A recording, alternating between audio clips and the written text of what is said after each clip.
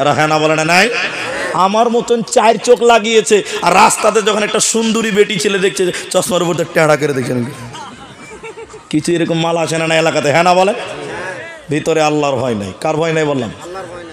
সদা সর্বদা মুমিন আল্লাহকে স্মরণ করবে, তার ভয় দিলে রাখবে, ওই লোকটাকে বলা হয় প্রকৃত মুমিন।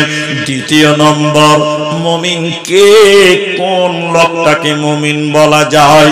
আল্লাহ তাবারাক ওয়া তাআলা বলেন, শোনো, وَإِذَا تُلِيَتْ عَلَيْهِمْ آيَاتُهُ زَادَتْهُمْ إِيمَانًا।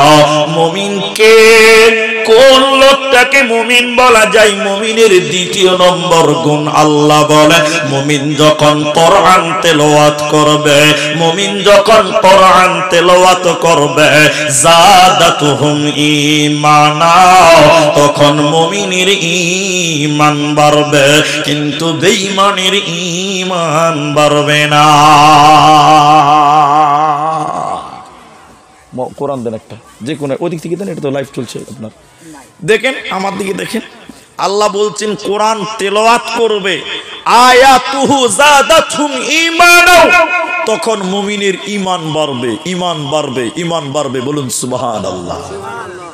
আপনাদের যে রাস্তা, এই রাস্তাতে টোটো চলে, টোটো, এতে টোটো চলে, টোটোর উপরে ভাই জুলুম করা হয়েছে ভাই, বিশ্বাস করেন জুলুম হয়েছে ভাই।